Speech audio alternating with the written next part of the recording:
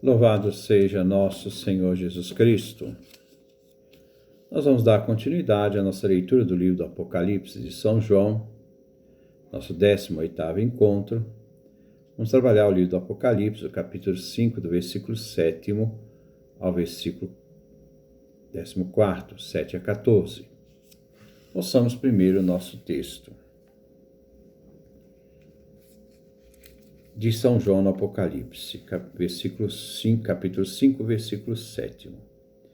Então o Cordeiro veio receber o livro da mão direita daquele que está sentado no trono. Quando ele recebeu o livro, os 4 seres vivos e os 24 anciãos ajoelharam-se diante do Cordeiro. Cada um tinha uma harpa e taças de ouro cheias de incenso, que são as orações dos santos, e entoaram um canto novo. Tu és digno de receber o livro e abrir seus selos,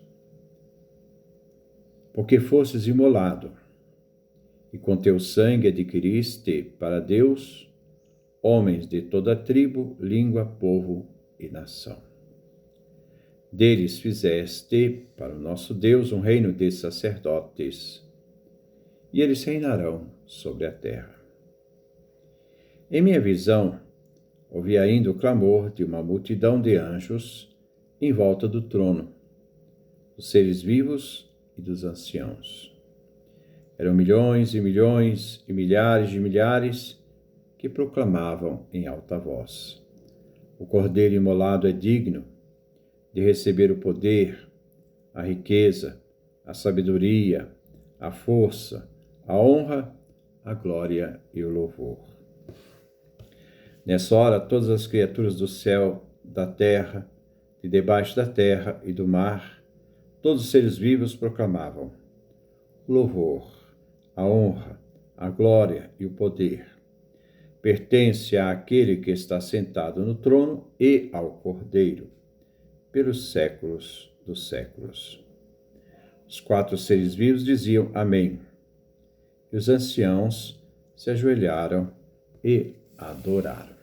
Então esse é o texto que nós vamos meditar no livro do Apocalipse.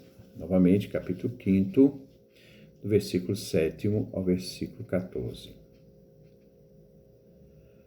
Versículo 7º. Então o Cordeiro veio receber o livro da mão direita daquele que está sentado no trono. O Cordeiro realiza 2 ações. Ele veio e recebe o livro. Ele é o Cordeiro imolado. Refere a citação de Isaías 53, o servo sofredor imolado, e também do Êxodo 12, o Cordeiro pascal. Ele recebe o livro da mão direita de Deus sentado no trono. Versículo 8. Quando ele recebeu o livro, os 4 seres vivos e os 24 anciãos ajoelharam-se diante do Cordeiro.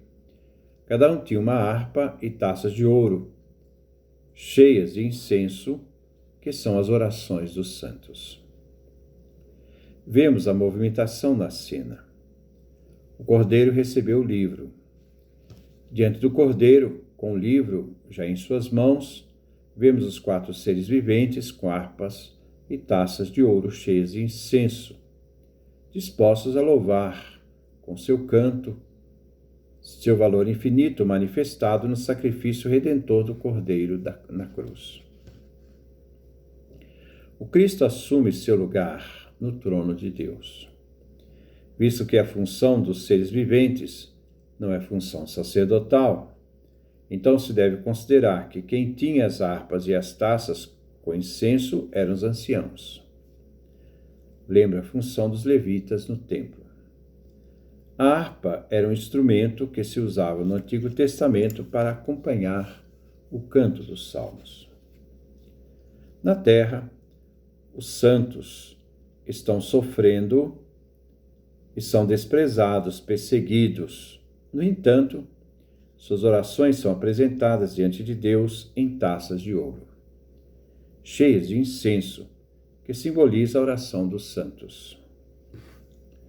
No livro 2 de Enoque, capítulo 47, versículo 1, encontramos a passagem que diz que as orações dos justos e de seus sangues sobem até o Senhor dos Espíritos que suplicam por justiça, vingança, para que Deus os vingue diante da maldade e perseguição.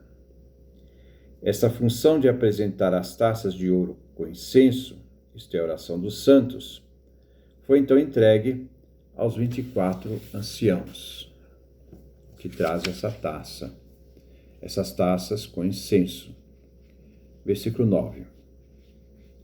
E entoaram canto novo. Tu és digno de receber o livro e abrir seus selos, porque foste imolado, e com teu sangue adquiriste para Deus homens de toda tribo, língua, povo e nação. O cântico de louvor e de ação de graças. No capítulo 4, os 24 anciãos louvavam a Deus Pai por sua obra criadora. Então, no capítulo 4, versículo 11. No capítulo 5, os louvores, o canto, vem dirigido ao Cordeiro por sua obra redentora.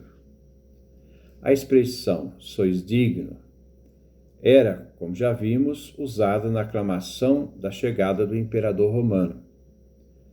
A ideia do canto novo surge do livro dos Salmos, Salmo 98, versão hebraica, 97, versão grego-latina, versículo 1. Cantai a Javé um cântico novo, pois ele fez maravilhas. O canto novo louva o ato de misericórdia e se expressa em ação de graças e louvores. O canto que se dirige ao Cordeiro é novo, pois está fundado no pacto estabelecido por sua morte, um pacto redentor. Assim, o Cordeiro é digno de abrir o livro por 3 razões. Primeiro, foi imolado na cruz, fato histórico. 2, comprou um povo para Deus. Terceiro, fez um reino de sacerdotes. Assim, aquele que se senta no trono, o Pai, como Cordeiro Cristo, se confere também a mesma honra. A centralidade está no ato redentor do Cordeiro. Ele é digno porque foi imolado na cruz. Sua morte expiatória foi o meio pelo qual ele pagou o preço do resgate. O povo de Deus foi resgatado. Faço referência ao Evangelho de Marcos, capítulo 10, versículo 45. O Filho do Homem veio dar a sua vida em resgate por muitos. Aqueles que foram resgatados não foi somente o povo judeu, mas aqueles que foram resgatados foram todas as tribos, línguas, povos e nações. São Paulo aos Efésios diz: de 2 povos Jesus fez um só único, um único corpo, a igreja, corpo de Cristo, que no mistério da cruz todos uniu. Efésios capítulo 2, versículo 11 a 18. A igreja, corpo de Cristo, é universal. Está presente em todos os povos. Versículo 10. Deles fizestes para o nosso Deus um reino de sacerdotes, eles reinarão sobre a terra. No livro do Êxodo, Javé prometeu aos israelitas que seriam um reino de sacerdotes e uma nação santa. Êxodo capítulo 19, versículo 6. Os fiéis em Cristo formam um reino de sacerdotes para Deus. São Pedro, na sua primeira carta, nos diz: vocês são raça eleita, sacerdócio régio, nação santa, povo adquirido, comprado por Deus. Primeira carta de Pedro, capítulo 2, versículo 9. A aclamação, o cântico novo. expressa a promessa de que a Igreja irá cumprir o reinado escatológico do fim dos tempos, fim plenitude de Cristo. Mas João quer enfatizar, acentuar, não o sacerdotal em si, mas o real, a dimensão real, ou seja, a vitória, porque eles constituirão um reino e reinarão sobre a terra. Aqui se desloca a unidade entre sacerdote e realeza. Os cristãos devem viver aquilo que são por graça. A própria vida de redimidos e vitoriosos, que engrandece a obra do Cordeiro imolado. João aqui pensa na história em que aqueles que são salvos fazem resplandecer a vitória do Cordeiro. No fim, seu templo e seu sacerdócio em Cristo farão com que todos reinem para sempre. Então nós vamos ver também no versículo Apocalipse, capítulo 22, versículo 5, que a presença do Cristo e a presença de Javé, no Deus, não vai precisar mais de templo nem sacerdote. A centralidade de Javé e do seu Cordeiro imolado. Versículo 11. Em minha visão, ouvi ainda o clamor de uma multidão de anjos em volta do trono, dos seres vivos e dos anciãos. Eram milhões e milhões e milhares e milhares. A adoração se amplia. Agora são os inumeráveis anjos que formam um exército celestial a levar suas vozes numa grande aclamação, num grande canto. São milhões e milhões, milhares e milhares.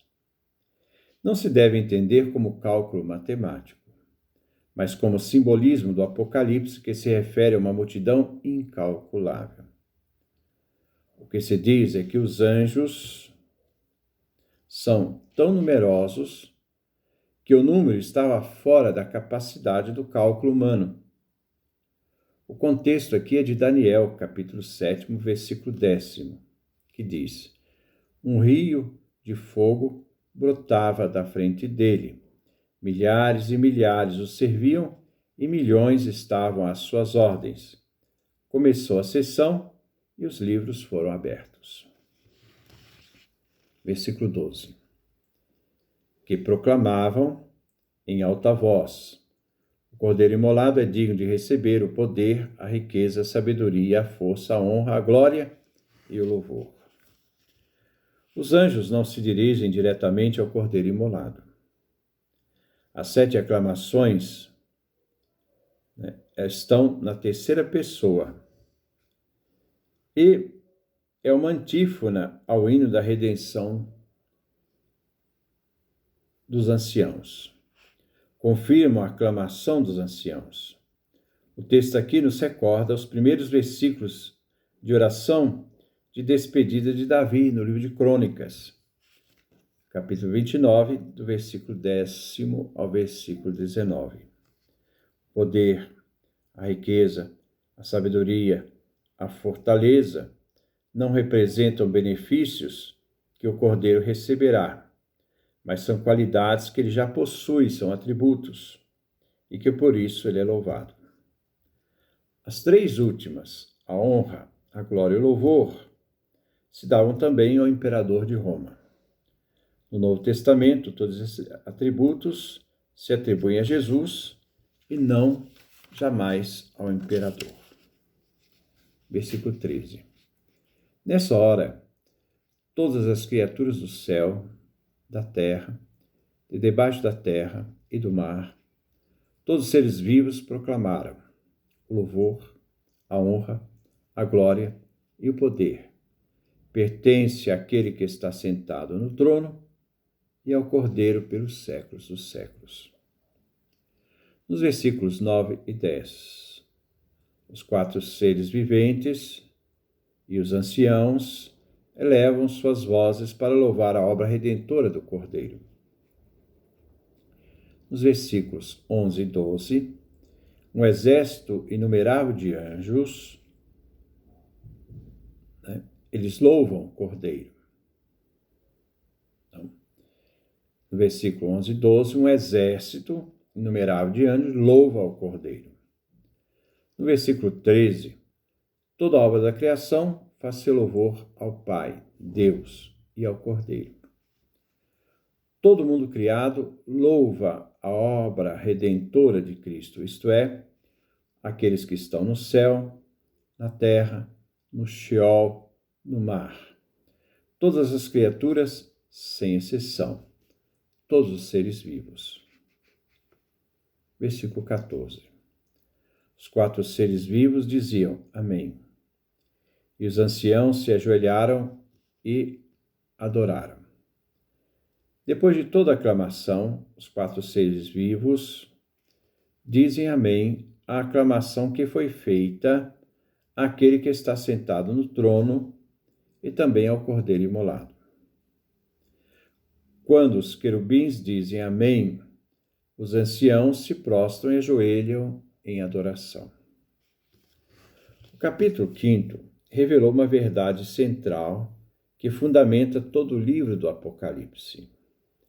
A morte do Cordeiro imolado, que está de pé, vivo, tem um controle do curso da história, garantindo assim seu futuro, pois ele é aquele que foi digno de quebrar os selos.